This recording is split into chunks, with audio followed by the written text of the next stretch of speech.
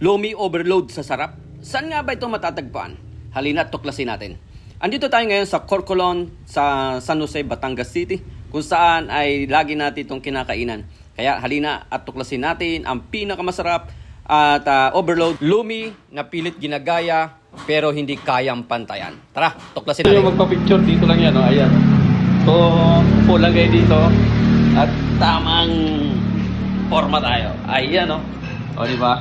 Napakaganda. So, ayan yung lamisa. Napakahaba. Kung meron kayong mga event dito, birthday, ayan. Kung dito nyo gaganapin yan. Okay kayo dito. And then, pagkatapos yan, siyempre, picture, smile. Ang kayo ng magandang smile sa lahat natin. Ayan. So, ayan, guys.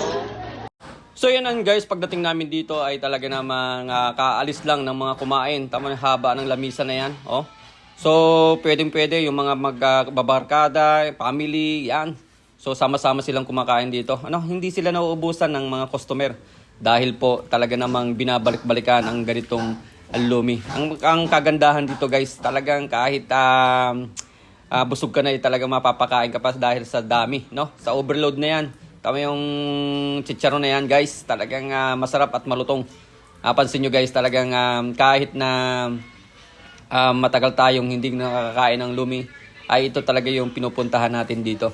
So yun guys, very welcome naman tayo dito at tuloy-tuloy lang at kilala na rin tayo dito, no? So ipinapakita lang natin sa ating mga kababayan at kung nakagawi kayo dito sa San Jose, Batangas City, ipakiwis na lang at hanapin ang Corcolon Lumi House. Talaga namang at babalikan nyo to guys dahil sa napakasarap at marami din silang menu dito, marami rin pagpipilian, pwede kayong mag-take out, pwede kayong magpa-deliver din, no? So talagang hindi tinipid sa ingredients itong Lumi na to. Ito yung lagi kong pinupuntan doon, maraming Lumi naman dito sa Batangas pero ito yung talagang binabalik-balikan natin. Pau sa sarap ang kanilang Lumi. So ayan guys, so, kung halimbawang group kayo or mga magra-ride kayo, puntahan nyo lang to. Tama-tama ito sa inyo. Talagang kahit ito lang yung pupuntahan nyo, ay sulit po ang punta nyo rito dahil sa ma-experience nyo. Ayan po, at sinumulan ko na rin kainin yung bagnet nila. Okay, sarap na sarap po tayo dyan.